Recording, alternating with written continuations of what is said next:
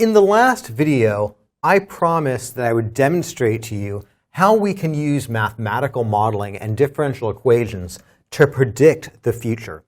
Now, I've mentioned the word mathematics and I've mentioned the word differential equations enough times that many of you are beginning to suspect that this is in fact a math class. And I know that that's scary, and in fact you're correct. The lecture portion of this course is going to seem at times very much like a course in mathematics. And I know that mathematics is scary for a lot of people. So in order to set your mind at ease and help calm people down, I decided I'm going to make this part of lecture 1 mostly about cute, fuzzy bunnies. So I want to talk about these cute, fuzzy bunnies, not mathematics. We're going to talk about cute, fuzzy bunnies as I have pictured here. And as you can imagine, what happens with cute, fuzzy bunnies is if you start out with a very few cute, fuzzy bunnies, over time you're going to find that you have more and more cute, fuzzy bunnies. So one thing you might be interested in doing is predicting at some point in the future, how many cute and fuzzy bunnies will I have based on the knowledge of how many cute, fuzzy bunnies I started with at some earlier time.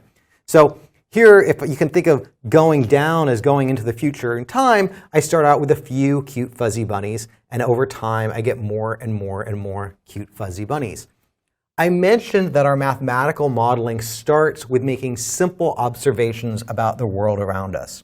So I'm going to start with a very simple observation that if I have a few cute, fuzzy bunnies, I expect there to be a few more cute, fuzzy bunnies at some point later in the future. And if I have a lot of cute, fuzzy bunnies, I expect the bunny population to increase by about the same percentage, or there's some relationship between the number of bunnies I have at some particular time and the percent of bunnies that are pregnant at that time. In fact, we can say that perhaps there's some constant value that maybe 10% of all my bunnies are pregnant at any given time. So that if I have 100 cute fuzzy bunnies, I might have 110 cute fuzzy bunnies a month later. And if I have 1,000 cute fuzzy bunnies, I might have 1,100 cute fuzzy bunnies 1 month later. There's a relationship between the percent of bunnies at any given time and the percent that I'll have in the next same amount at a given time. Let's say a month. Okay? So that's a fairly simple observation. So now I want to take that simple observation and I want to express that mathematically. So one thing I might do is I might say, okay, well, I want to say that the change in bunnies with respect to time, and I might use, let's say it's kind of traditional to use this triangle shape to mean change. So the change in bunny rabbits, and if I'm trying to express this mathematically, one thing I might do is say, okay, the change in bunny rabbits. So I want to draw a picture here of a bunny rabbit. And this is my attempt to draw a picture of a bunny rabbit. So my change in bunny rabbits, I'm going to use this line here to say with respect to. So I'm reading this as the change in bunny rabbit population with respect to the change in time. I guess I'll use a clock to represent time. That's supposed to be a picture of a clock. And I'm going to say this change in bunny rabbits with respect to time is equal to, well, I have a symbol for percent, the percent, some constant percent of the current population of bunny rabbits. Well, I made this symbol my symbol for population of bunny rabbits, so I'll try to duplicate that. Again, I'll try to come up with more or less the same symbol.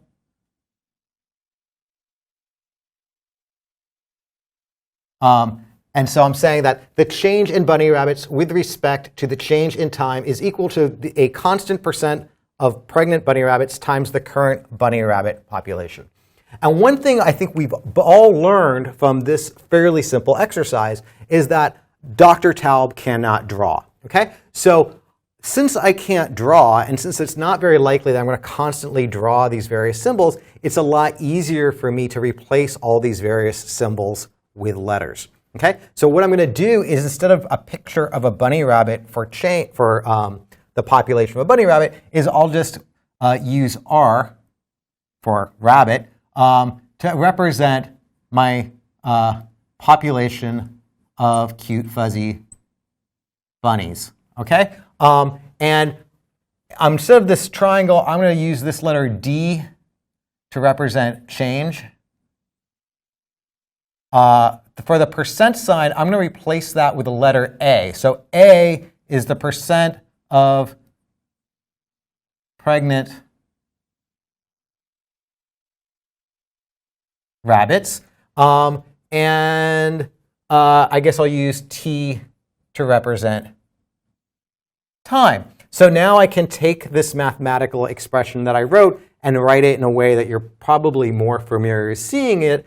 I'll say that this is, and I'm going to say it this way the first time, dr dt is equal to AR. Okay? And that's probably, as you as engineering students are probably used to seeing this as dr dt equals AR, and that's probably the way you say it. If you're getting to a point, however, where you're starting to see this as a mathematical expression and not a sentence, I want you to step back and stop saying this as dr dt equals AR. What I'd like you to say is D stands for the change. Change in R stands for bunny rabbit population. So change in bunny rabbit population with respect to, the line means with respect to, the change in time is equal to the percent of bunny rabbits that will be pregnant at any given time times the current bunny population. Okay? Let's stick with the sentence and what these symbols actually mean. Now this is our first mathematical model of the real world. It's based on a simple, simple observation of the world around us, the observation that the amount of bunny rabbits increase based on a percent of their current population. It's also our first differential equation.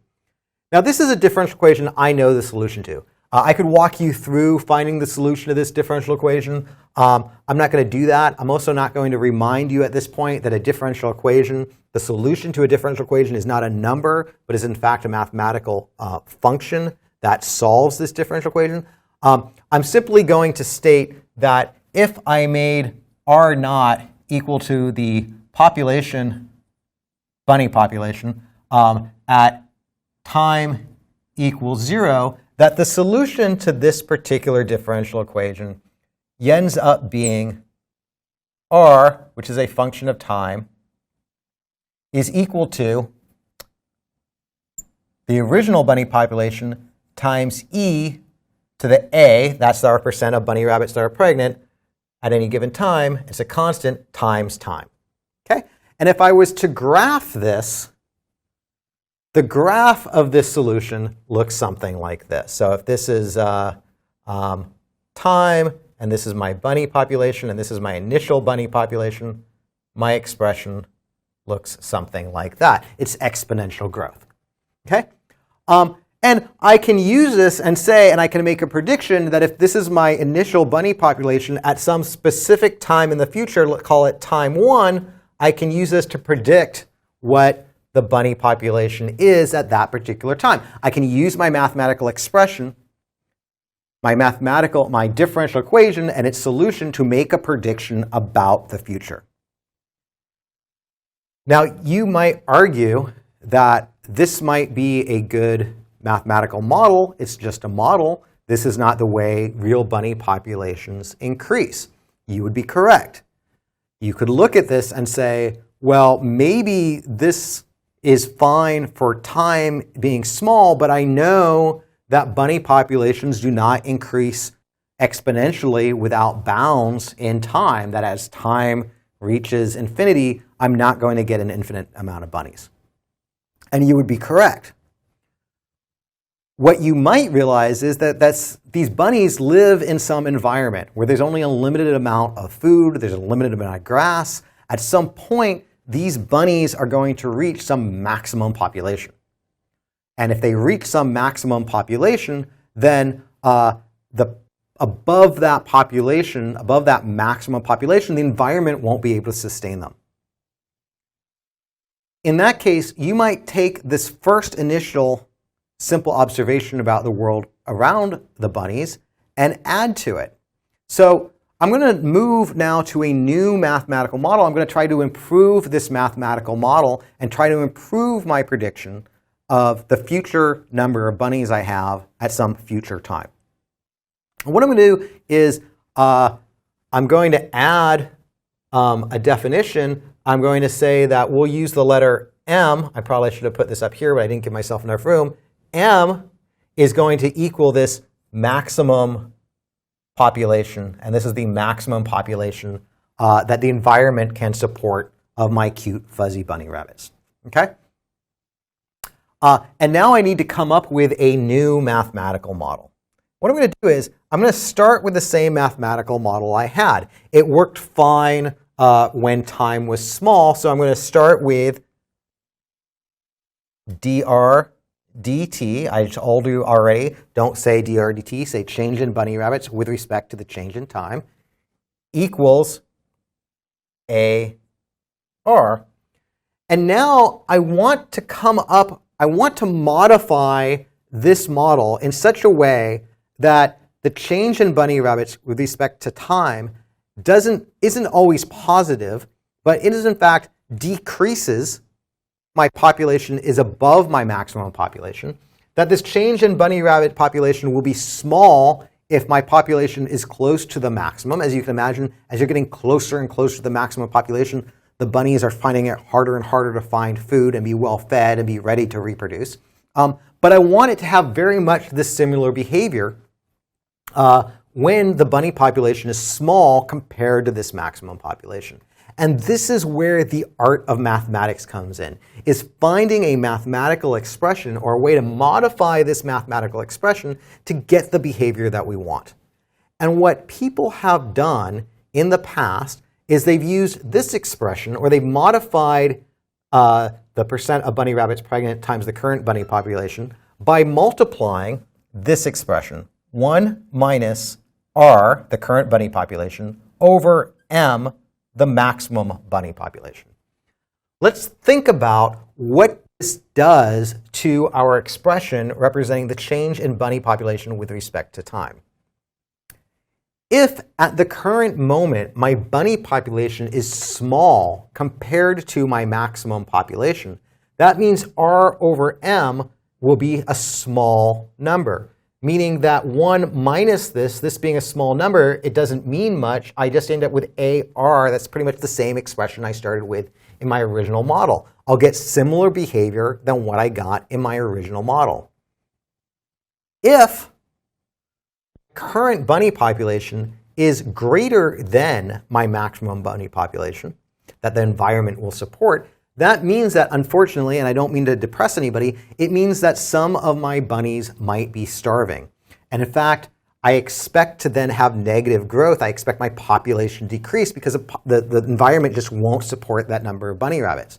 What will happen is R is greater than M. That means R over M is greater than 1. I have 1 minus some number greater than 1, meaning this expression is negative, meaning A times R is going to end up being a negative expression, meaning that my change in bunny rabbit with respect to time is a is negative, and therefore the bunny population will increase because that's exactly what dr dt means. The change in bunny population with respect to time is negative. Suppose that my bunny population is not, in fact, greater than maximum population, but is fairly close. If R is close to M, but smaller than the maximum bunny population, then R over M is some number close to 1.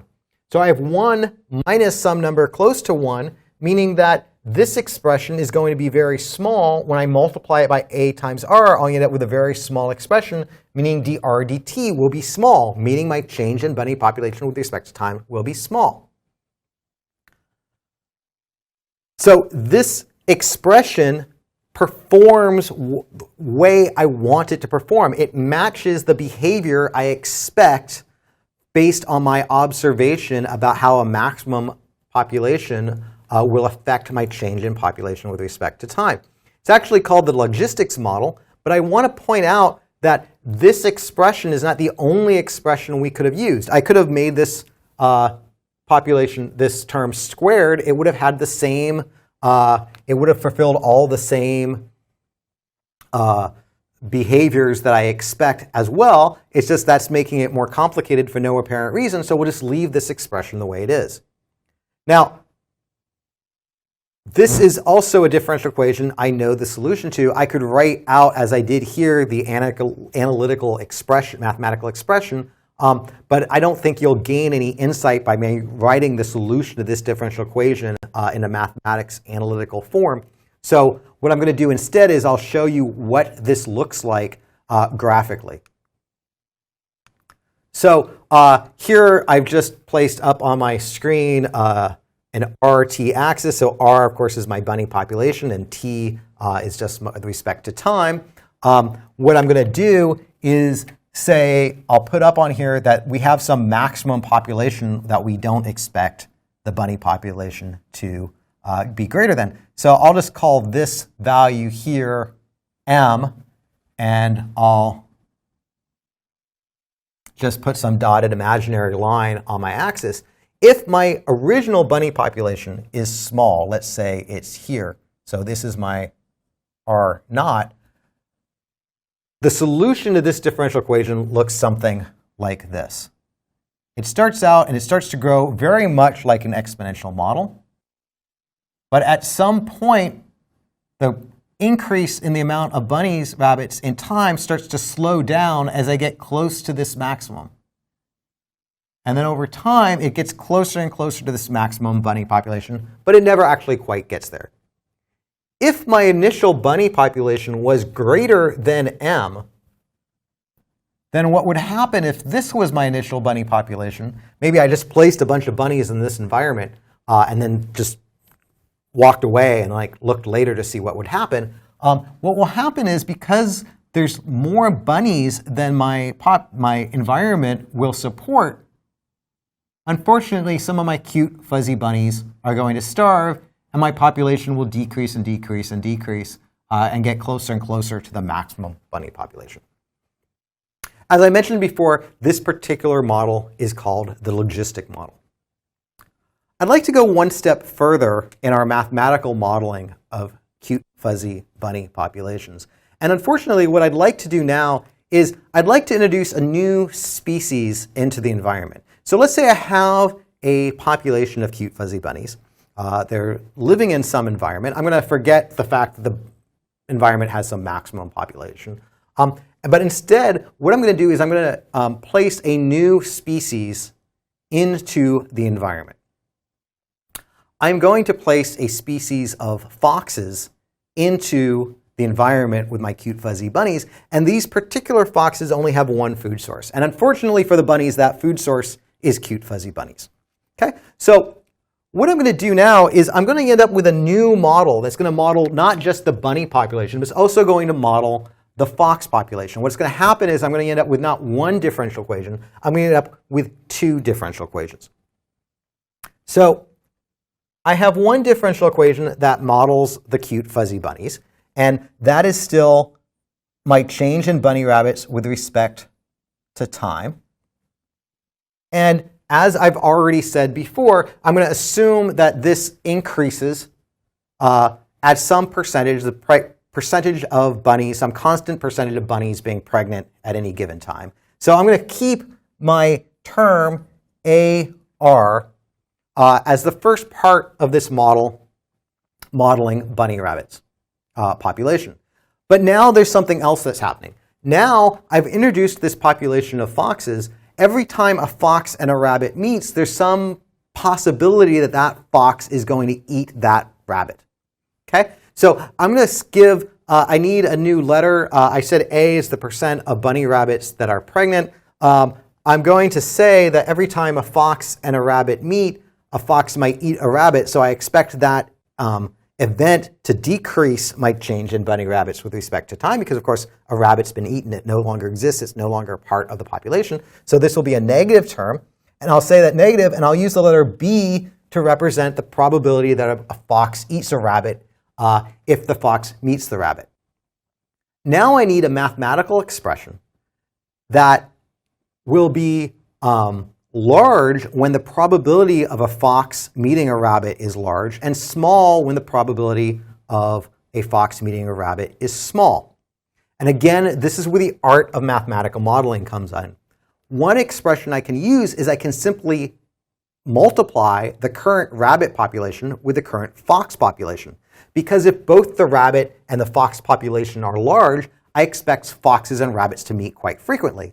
Whereas if one or both those populations is small, I multiply a small number by a large number, I get kind of a medium number. If I multiply two small numbers, I get a very small number. So if both populations are small, this multiplying the two populations together will give me a small mathematical expression. So I've been using R for rabbits. I'll use F for my fox population.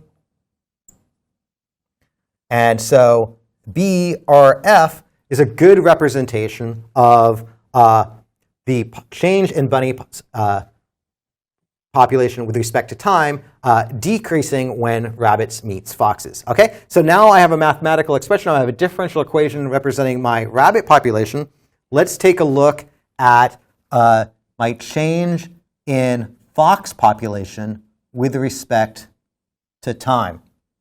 Okay, now the foxes have a different situation. The foxes are not going to increase without meeting the rabbits. In fact, they'll decrease because without the rabbits, the foxes have no food. Okay, so the rate at which the foxes starve, I'll call that C, and I'll say that's going to be a negative change because they're decreasing because they're starving. So I'll say CF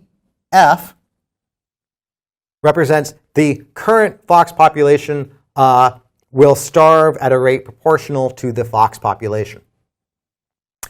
But every time a fox and a rabbit meet, that fox has a chance to eat, maybe become well-fed, possibly be able to reproduce. So I'll say D, I'll use D as the probability of a fox being able to reproduce based on the fact that it's met a rabbit. And I can use the same rabbit population times fox population to model the probability of a rabbit and a fox meeting. Okay? And now I have a system of differential equations that can model this very simple ecosystem with simply two species, one that feeds off the other. Now, I don't think that it surprised you to see the exponential growth of this differential equation. And maybe you were familiar with the logistics model and you expected that this type of behavior with a logistics model. Let's take a look at what happens with the fox-rabbit population. Now, I'm going to model two populations. So I'm going to end up with two curves on this graph. I've been using the red or the pink for the rabbit population. So I'll use this for my rabbit population. I don't know if you can see the difference in the video, but it's a slightly different color, blue for the fox population. What you're going to see, and here I have my rabbit population. It's a little hard to see in the video. If I put my hand in front of it, maybe you can see the picture of the fox there. What's going to happen is my rabbit population, if this was my initial rabbit population, my rabbit population might start suddenly increasing, and then there will be a die-off. And it'll increase, and there will be a die-off. And it'll increase, and there will be a die-off. What will happen with the fox population is the fox population will continue to increase while there's lots of rabbits, but once the rabbits start dying off, there's nothing for the foxes to eat, and the fox population will die off. And both species will get this feast or famine behavior. And of course, this is one solution depending on the values of A, B, C, and D, which I haven't really gotten into. But this is one possible scenario based on given initial conditions and given values for A, B, C, and D. And it's a behavior that you might not predict without going through this mathematical modeling exercise. And it turns out that this type of behavior is very common in nature.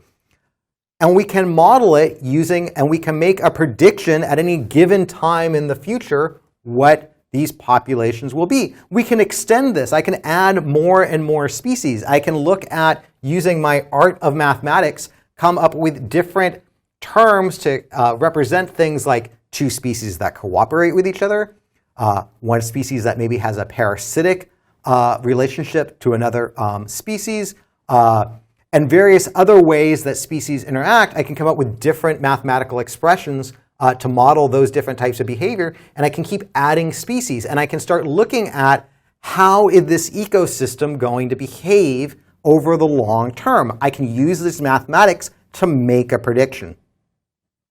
I can even use this, make this more useful. I can say, okay, once I know how this system behaves, what if I want to start hunting foxes?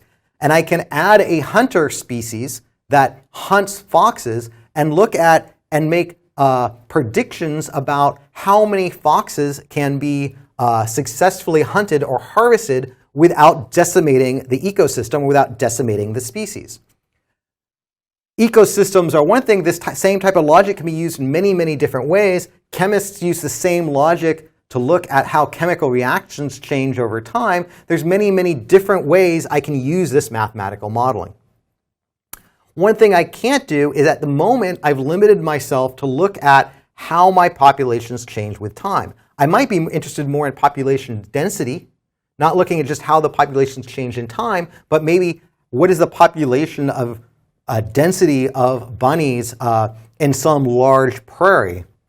In that case, I wouldn't just be looking at my bunny population with respect to time, but I would also have to look at my bunny population. This would actually now be a bunny population divided by area, but I'll just use the same symbol. Bunny population with respect to time, but it would also be a function of space, x and y. Now, if I was going to do that, I would no longer be looking at ordinary differential equations. I'd be looking at partial differential equations. I would need to look at a more complex partial differential equations. And we'll look a little bit at those in our next video.